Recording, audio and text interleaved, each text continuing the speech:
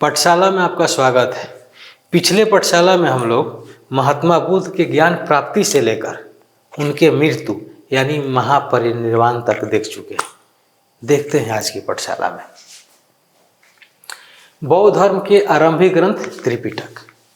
बौद्ध धर्म का जो सबसे प्राचीन ग्रंथ है, सबसे प्रारंभिक ग्रंथ है, वो कौन सा है?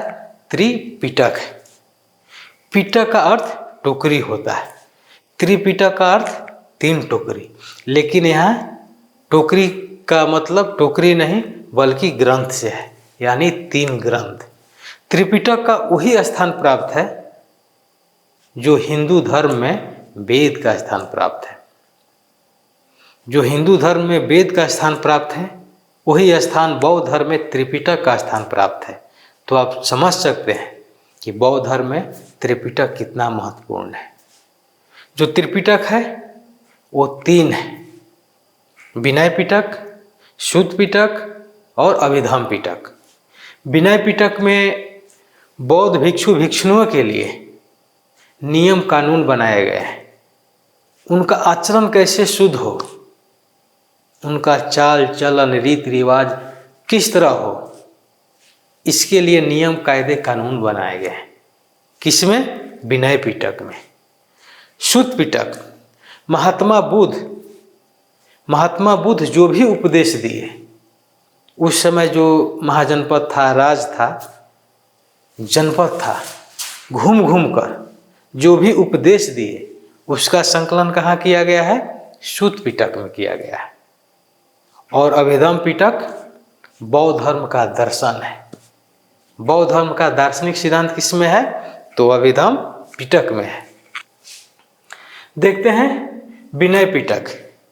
विनय पिटक में बौद्ध धर्म के 5 ग्रंथ सम्मिलित हैं। हालांकि हर ग्रंथ की जानने की आपको परीक्षा के दृष्टिकोण से महत्वपूर्ण नहीं है। बौद्ध धर्म में विनय पिटक में 5 ग्रंथ है। इसके संकलनकर्ता कौन है? उपाली है। फिर देखते हैं शुद्ध पिटक। शुद्ध पिटक 5 निकाय या 5 भाग में बटा हुआ है। कौन कौन सा है? दीघ निकाय, मध्यम निकाय, संयुक्त निकाय, अंगुत्तर निकाय, खुदक निकाय। अपने अंगुत्तर निकाय पढ़ा होगा कि महाजनपद का उल्लेख किसमें मिलता है? तो अंगुत्तर निकाय में मिलता है। प्रश्न ऐसे भी आ सकते हैं कि खुदक जो निकाय है इसकी चर्चा किस पिटक में किया गया है? तो शुद्ध पिटक में किया गया है। इसके संकलनकर्ता कौन है? आनंद है। अभिधम्म पिटक, इसमें 7 ग्रंथ सम्मिलित हैं। अभिधम्म पिटक में बौद्ध धर्म के 7 ग्रंथ सम्मिलित हैं। इसके संकलनकर्ता कौन है? मोगलीपुत्र तीस्य। इसके संकलनकर्ता मोगलीपुत्र तीस्य हैं। हिंदू धर्म में जो ब्राह्मण ग्रंथ का स्थान है वही बौद्ध धर्म में अभिधम्म पिटक का स्थान है। अब आगे देखते हैं आर्यसत्य। बौद्ध धर्म का मूल दर्शन है। बौद्ध धर्म का मूल आधार है आर्यसत्य। तो महात्मा बुद्ध ने 4 आर्यसत्य के बारे में बताया। दुख समुदाय, दुख निरोध मार्ग। भगवान बुद्ध कहते हैं कि ये संसार है, संसार दुखों से भरा है। जितने भी लोग हैं सब दुखों से पीड़ित हैं। कोई बीमारी से पीड़ित है, तो कोई अपने बच्चा से पीड़ित है, तो कोई गरीबी से पीड़ित है। जितने भी लोग हैं सभी लोग दुखों से भरे पड़े हैं। इन दुखों का कारण है, भगवान बुद्ध कहते हैं कि दूसरा उनका आर्यसत्य है दुख समुदाय, यानी दुख का कारण है। दुख का कारण क्या है? इच्छा, चाह, कामना, लालसा, ये सब क्या है? दुख का कारण है। कोई सोच रहा है कि मुझे नौकरी मिल जाए, नौकरी मिलने के बाद सोचता है कि मेरा काम सही नहीं हो रहा है, परेशानी हो रहा है, पैसा की कमी है, जितना काम कर रहे हैं उतना पैसा नहीं मिल रहा है।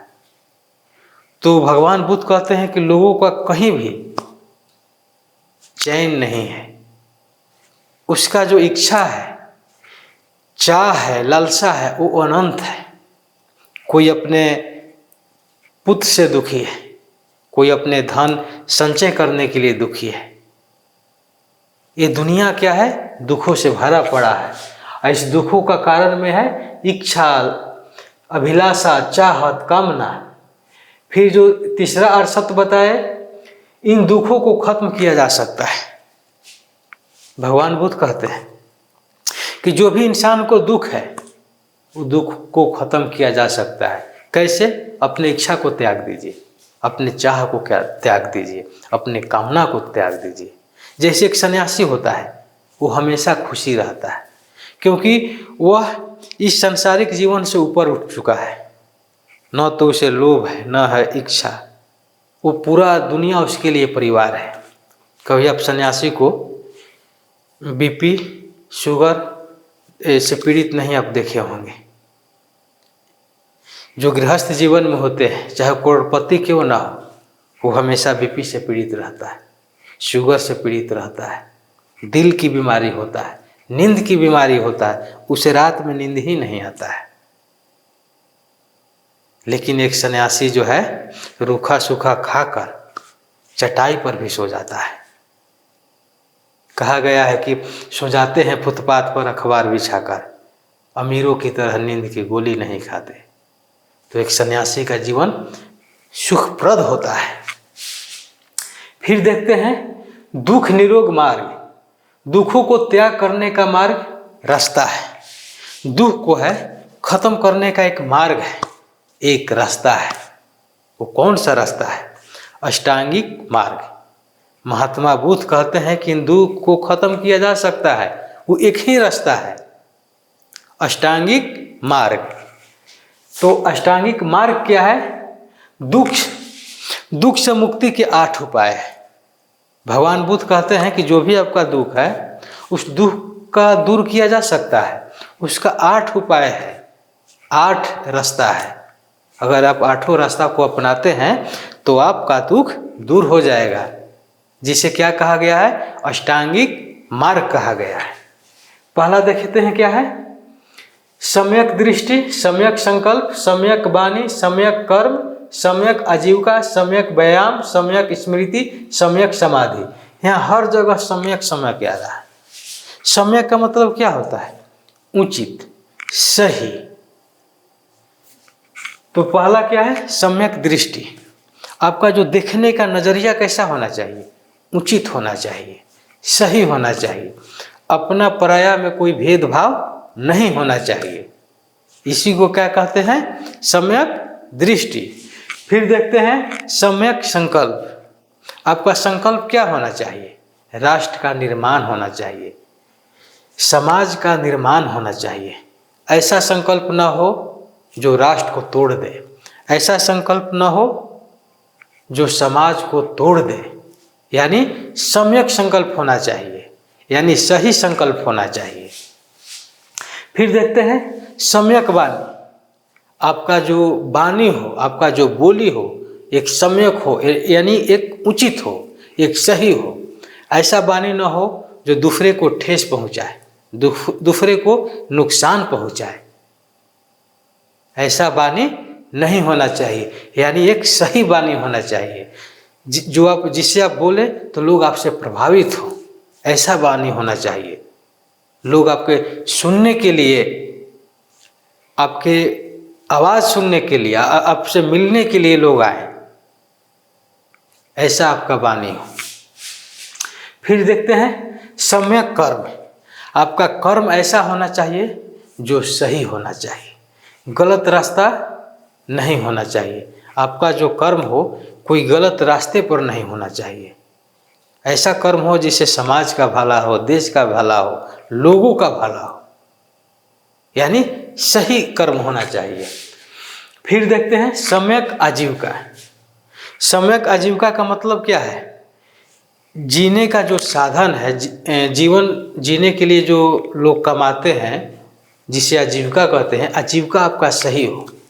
आपका आजीविका ऐसा होना चाहिए कि जितना आप काम करें उसका मेहनताना मिले, उसका मजदूरी मिले। ऐसा आपका आजीविका नहीं होना चाहिए कि दूसरे को नुकसान पहुंचाए, दूसरे को गर्त में ले जाए और उससे आप आजीविका कमाएं।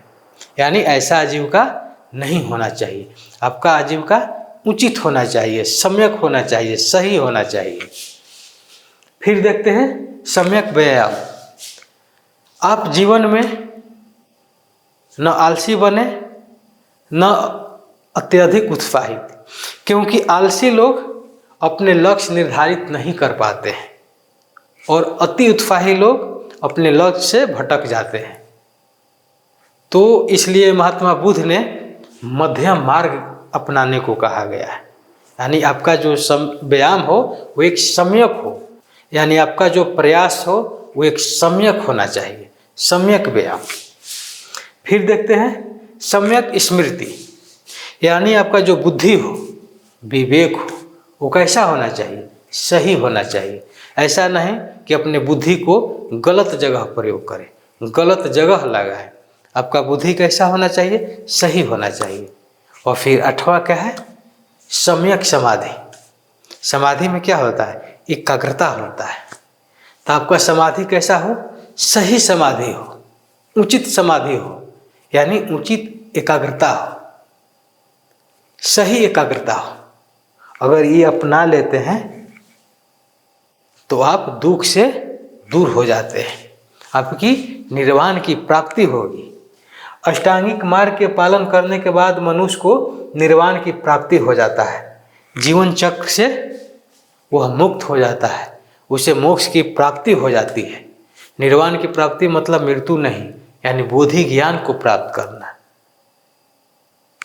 फिर देखते हैं निर्वाण प्राप्ति को सरल बनाने के लिए महात्मा बुद्ध ने 10 शील या 10 आचरण अपनाने का सुझाव दिया। इस निर्वाण प्राप्ति यानी बोधि ज्ञान प्राप्ति करने के लिए महात्मा बुद्ध ने 10 आचरण, 10 शील का रास्ता बताया है, जो काफ़ी सरल रास्ता है, काफ़ी आसान रास्ता है। जो कोई अपना ले तो उसे निर्वाण की प्राप्ति हो सकती है। देखते हैं कि 10 शील, 10 आचरण क्या क्या बताए हैं। पहला है सत्य। लोगों को हमेशा सत्य बोलना चाहिए, लोगों को झूठ नहीं बोलना चाहिए। फिर देखते हैं अहिंसा। लोगों को हिंसा नहीं करना चाहिए, लोगों को अपने जीवन में अहिंसा उतारना चाहिए। जैसे महात्मा गांधी भी बौद्ध धर्म से प्रभावित होकर अपने जीवन में अहिंसा को उतारे थे, अहिंसा को समाहित किए थे। फिर देखते हैं अस्तेय, यानी चोरी नहीं करना। महात्मा बुद्ध कहते हैं कि दूसरे के संपत्ति को अपना संपत्ति नहीं समझना चाहिए, गलत तरीके से दूसरे को संपत्ति नहीं हड़पना चाहिए। उन्होंने चोरी डकैती को निषिद्ध किया है, यानी लोगों को चोरी नहीं करना चाहिए, लोगों को अपने कर्म पर भरोसा रखना चाहिए। फिर देखते हैं अपरिग्रह, संपत्ति संग्रह नहीं करना चाहिए। भगवान बुद्ध कहते हैं कि लोगों को संपत्ति संग्रह नहीं करना चाहिए। संपत्ति उतना ही हो जितना जीवन की आवश्यकताओं की पूर्ति हो सके। ऐसा ना हो कि किसी को 100 बीघा जमीन हो और किसी को 1 कट्ठा भी ना हो। ऐसा ना हो कि किसी के पास 10 बंगला हो और किसी के पास रहने की एक झोपड़ी भी ना हो। इसलिए महात्मा बुद्ध ने संपत्ति संग्रह को निषिद्ध किया है। फिर देखते हैं मद सेवन न करना। महात्मा बुद्ध कहते हैं कि जीवन में मद का सेवन नहीं करना चाहिए, इसे हमेशा जीवन पे दूर रखना चाहिए।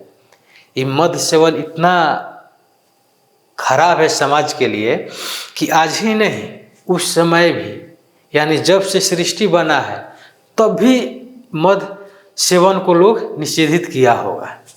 महात्मा बुद्ध भी मद सेवन को अनुचित बताया, कहा कि लोगों को अपने जीवन में इसे नहीं उतारना चाहिए। फिर देखते हैं असमय भोजन न करना, यानी जो 10 शील है इसमें ऊपर का जो 5 आचरण है, 5 आचरण जो महात्मा बुद्ध ने बताए हैं वो गृहस्थ के लिए है। जो गृहस्थ जीवन में रहकर उसे अपना सकता है। और जो नीचे का 5 है यानी जो पूरे 10 है वो सन्यासी के लिए बताया है। तो देखते हैं कि छठा क्या है, असमय भोजन न करना। महात्मा बुद्ध कहते हैं कि सन्यासी को असमय भोजन नहीं करना चाहिए। एक सन्यास जीवन को खाने पीने की दिनचर्या का जो है एक उचित पालन होना चाहिए। ऐसा ना हो कि कभी 11 बजे खाएं तो कभी 2 बजे खाएं, तो इससे क्या है, सन्यासी सन्यास सही रूप में धारण नहीं कर सकता है।